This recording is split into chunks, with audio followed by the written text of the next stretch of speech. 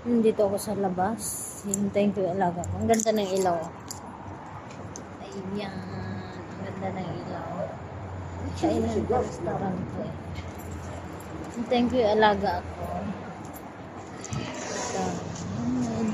Ito yung restaurant. Yung mga customer dito. Yung tapat nito yung Almanhal Palace. Tapat nitong lugar na to yung sa kabila eh palasyo. Bahay ng royal family.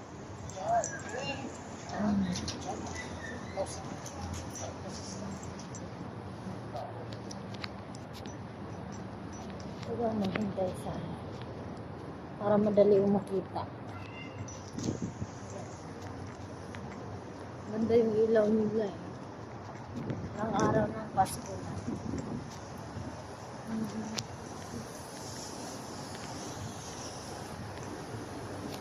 Tuwing Pasko, halo yung emosyon ko.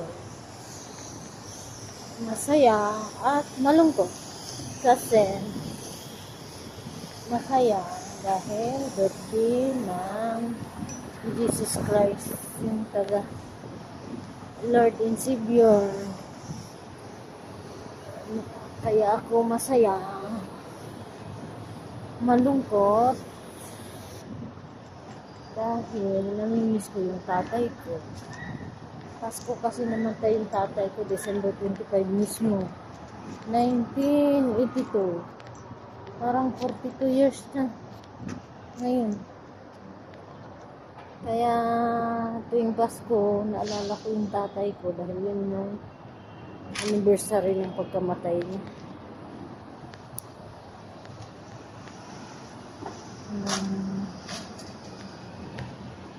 Ang hulog ng tali ko sa buhok. Although matagal ng panahon yun, bata pa ako, maliit pa lang ako nung ano. Hindi ko nga matandaan yung tsura ng tatay ko, pero sabi ng mga kamag-anak, kamukha daw ng tatay ko, kaya ako yung favorite ng tatay ko noon. Bata pa ako, hindi pa, buhay pa yan. Kasi magkamukha daw kami. Yun nga lang, maikli yung buhay niya. Bata pa lang ako, kinuha na siya ni Lord. 47 years old lang siya nung namatay dahil nga sa bisyo niyang laging ininom ng alak, nasunog yung baga. Nabisyo yung tatay ko, no? Sira yung siguro na ano na yung baga niya, kung anong sakit nagkaroon siya. Kasi 2 taon yung nagkasakit yung tatay namin bago siya namatay. Dati nung hindi pa siya nagkasakit, kahit na may bisyo yun, hindi kami nagugutom doon, masipag yun. Pagkatapos yung magtanim sa bukid, mangisda naman siya sa dagat para talagang may makain kami.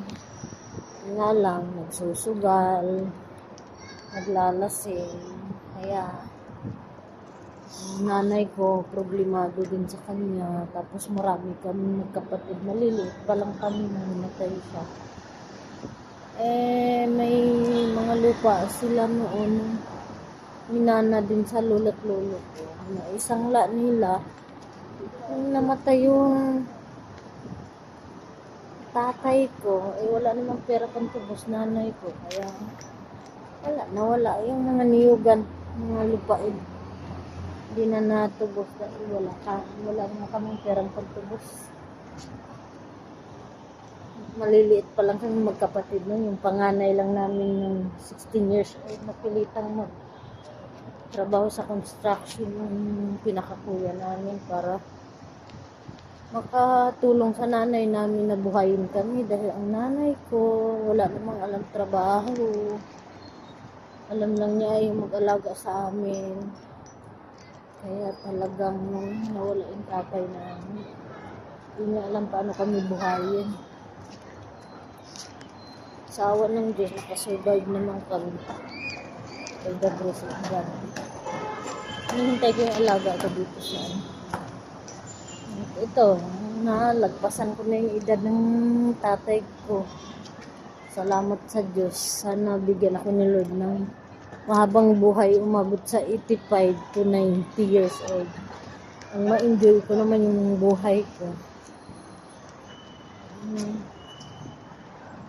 Saka, para humabang buhay, iwasan yung mga bagay na magiging cause ng kasira sa katawan at kalusugan.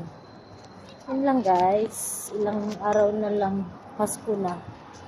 Advance Merry Christmas sa lahat. Bye.